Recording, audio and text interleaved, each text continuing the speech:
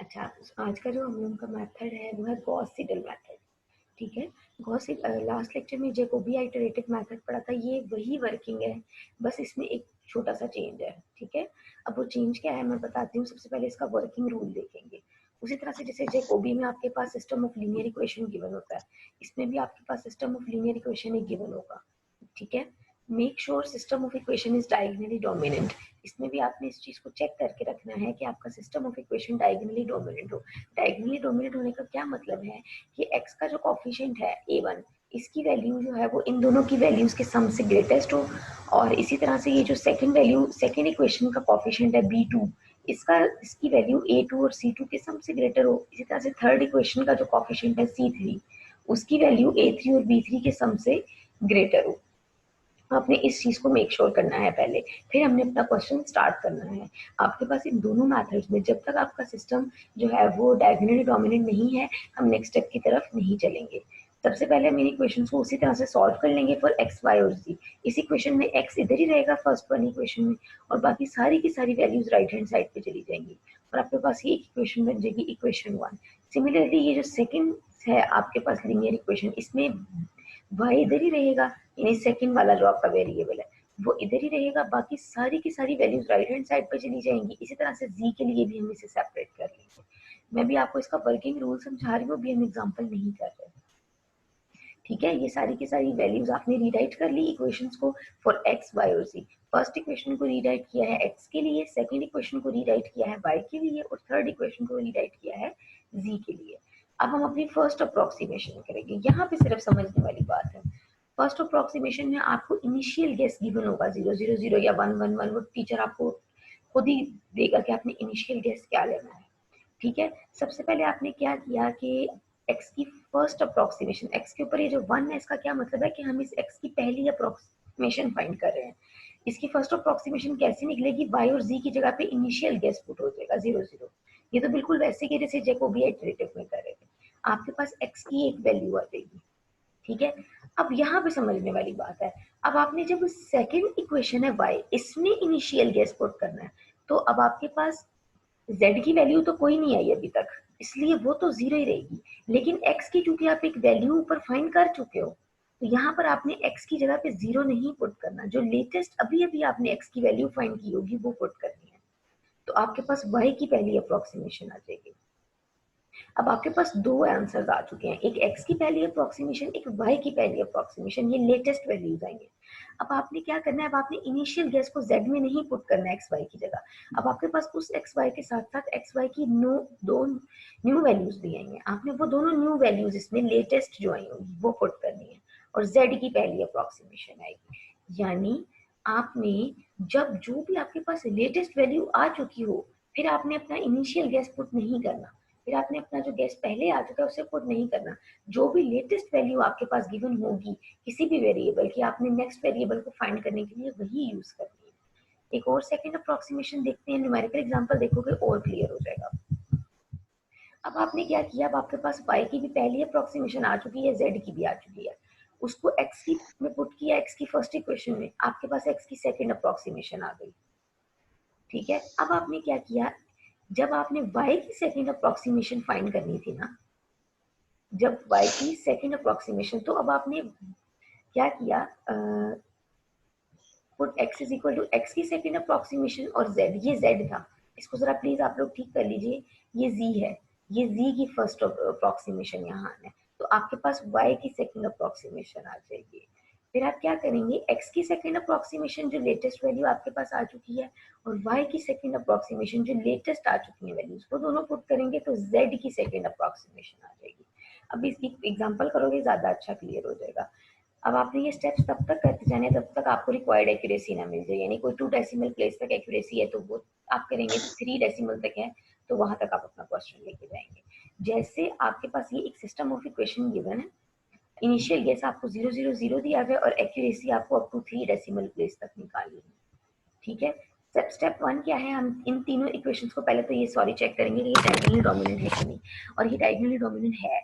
इसकी ये पहली वैल्यू 83, ये ग्रेटर देन है 11 और 4 के सम से, उसी तरह से 52 ग्रेटर देन है 7 और 13 के सम से, उसी तरह से 29 ग्रेटर देन है 8 और 3 के सम से। इसका मतलब ये सिस्टम डायगोनली डोमिनेंट है। ठीक है, अब हम स्टेप 2 की तरफ चलेंगे।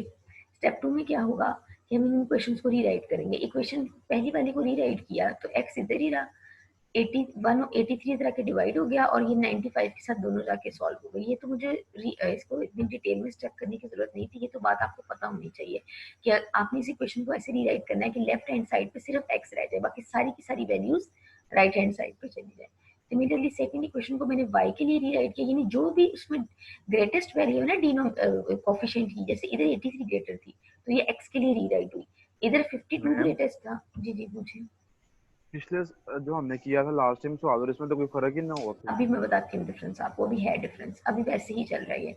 ये y इसी तरह से और ये दोनों वैल्यूज उधर से दी, इसी तरह से ये 29 की जो z की वैल्यू है इसको भी रीराइट, ये तीनों इक्वेशन रीराइट कर ली फॉर x y और z। ये स्टेप बिल्कुल जैकोबी आइटरेटिव वाला ही है। अब हमने फर्स्ट अप्रोक्सीमेशन फाइंड करनी है। आपको इनिशियल गैस गिवन है, z की वैल्यू भी गिवन है 0, इनिशियल गैस y की वैल्यू भी गिवन है। ये फर्स्ट इक्वेशन है। इस इक्वेशन में मैंने y और z की जगह 0 पुट किया, मेरे पास x की वैल्यू आ गई 1.145। ठीक है, अब आप ये देखिए कि जैकोबी आइटरेटिव में क्या होता था, नेक्स्ट इक्वेशन में भी 0 0 ही पुट हो रहे थे और y की वैल्यू आ रही थी। फिर थर्ड इक्वेशन में भी हम इनिशियल गैस ही पुट कर रहे थे, लेकिन यहाँ थोड़ा सा चेंज है। यहाँ पे क्या चेंज है कि अब आपके पास x की वैल्यू आ चुकी है, ये अब x की लेटेस्ट वैल्यू है। जो x की जगह पे 0 इनिशियल गैस था वो लेटेस्ट वैल्यू नहीं रही है x। अब आपके पास एक x की वैल्यू आ चुकी है जो आप खुद फाइंड कर चुके हो। तो सेकेंड इक्वेशन में बजाय इसके कि आप x की जगह 0 पुट करो, आपके पास x के लिए जो वैल्यू आई है लेटेस्ट, अब आपने वो यूज करनी है। और z के लिए अभी तक कोई वैल्यू नहीं आई, इसलिए वो तो 0 ही रहेगा जो इनिशियल गैस में गिवन थी। और आपके पास y की पहली अप्रोक्सीमेशन आ जाएगी। y के लिए आप क्या करोगे, 7x की जगह पर तो x की जो लेटेस्ट वैल्यू आ चुकी है वो पुट करोगे, लेकिन z की जगह पर अभी 0 ही रहने दोगे क्योंकि z की कोई लेटेस्ट वैल्यू नहीं आई। तो y की पहली अप्रोक्सीमेशन आ जाएगी, यानी पहले पहली इक्वेशन में पुट किया फिर दूसरी इक्वेशन में वैल्यूज को पुट किया तो y की वैल्यू आ गई। अब थर्ड इक्वेशन में जब पुट करना है तो अब x और y की इनिशियल गैस की जरूरत नहीं है, अब वो डिस्कार्ड हो गया। अब आपके पास x की भी एक लेटेस्ट वैल्यू आ चुकी है, y की भी एक लेटेस्ट वैल्यू आ चुकी है। अब आपने बजाय इसके कि आप जो है वो जीरो पुट करते, अब आप ये लेटेस्ट वैल्यूज को पुट करोगे तो आपके पास z की फर्स्ट अप्रोक्सीमेशन आ जाएगी। अब हम चलेंगे सेकंड अप्रोक्सीमेशन की तरफ। सेकंड अप्रोक्सीमेशन में हम y, अभी तक हमारे पास कोई सेकंड अप्रोक्सीमेशन में भी हम वही यूज करेंगे जो पहले वैल्यूज आ चुकी हैं। y की पहली अप्रोक्सीमेशन और z की पहली अप्रोक्सीमेशन ये दोनों यूज करोगे तो आपके पास x की सेकंड अप्रोक्सीमेशन आ जाएगी। अब x की ये लेटेस्ट वैल्यू है, अब आपने x की ये लेटेस्ट वैल्यू और z की प्रीवियस वैल्यू, क्योंकि अभी तक उसकी कोई लेटेस्ट वैल्यू नहीं मिली, तो y की सेकंड अप्रोक्सीमेशन आ जाएगी। अब आपके पास x और y दोनों की लेटेस्ट वैल्यूज मौजूद हैं, तो अब आप बजाय इसके कि पुरानी फर्स्ट अप्रोक्सीमेशन से वैल्यूज उठाते, आपने यही दोनों वैल्यूज को पुट किया और z की सेकंड अप्रोक्सीमेशन है। ये मेथड के अंदर करना वही है जो जैकोबी में किया है कि आपने सिस्टम्स ऑफ इक्वेशन को सॉल्व करना है, लेकिन यहाँ पर वैल्यूज बजाय इसके कि एक ही सेट मिले इनिशियल गैस और उसके बाद उससे नेक्स्ट सेट मिले आप पुट करो, आप लेटेस्ट जो वैल्यू आ चुकी है उसको यूज करते हो। इसी तरह से थर्ड अप्रोक्सीमेशन में भी आप देख सकते हो कि अभी x के लिए जब थर्ड अप्रोक्सीमेशन फाइंड करनी है तो y की और z की तो पुरानी सेकंड अप्रोक्सीमेशन वाली वैल्यूज यूज हुई है और वो पुट होके x की थर्ड अप्रोक्सीमेशन आ गई है। लेकिन जब हम y की थर्ड अप्रोक्सीमेशन फाइंड कर रहे हैं तो z की तो सेकंड अप्रोक्सीमेशन पुरानी ही यूज हो रही है, लेकिन x की जो लेटेस्ट आ चुकी है 1.051 वो यूज हो रही है। इसी तरह से जब हम z के लिए फाइंड करेंगे तो x और y दोनों लेटेस्ट आ चुकी हैं वैल्यूज, ये दोनों यूज हो जाएंगी।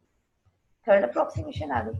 अब फोर्थ अप्रोक्सीमेशन है, ये लास्ट है। ये आपका गॉस सीडल मेथड जैसे बाइसेक्शन और रेगुलर पॉलिसी नहीं थे कि हम लोग कर तो रूट ही फाइंड कर रहे थे, लेकिन बजाय इससे कि हम बाइसेक्शन यूज करें हम सीकेंट या रेगुलर पॉलिसी यूज करते थे ताकि हमारा सिस्टम जो वो रूट्स जो है वो जल्दी फाइंड हो, जल्दी सिस्टम कन्वर्ज करे। ये भी बिल्कुल ऐसे ही है कि अगर हम जैकोबी करते हैं तो आपने देखा होगा हमने 8 तक अप्रोक्सीमेशन लास्ट लेक्चर में सॉल्व किया है।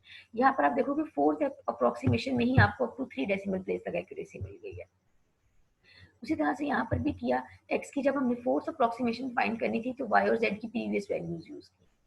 इसी तरह से जब y की फोर्थ अप्रोक्सीमेशन फाइंड करनी थी तो z की वैल्यू प्रीवियस यूज की, x की लेटेस्ट वैल्यू यूज की। जब z के लिए फाइंड करनी है तो x और y दोनों की लेटेस्ट वैल्यूज आपने यूज। अब आप देख सकते हो कि आपके पास ये 3 डेसिमल प्लेस तक आपको एक्यूरेसी मिल गई है। कैसे कि x की प्रीवियस वैल्यू ये आई है 1.051 और ये भी 1.051, 3 डेसिमल प्लेस तक सेम है। ये 1.344 है, ये भी 1.344 है, ये भी 3 डेसिमल प्लेस तक सेम है।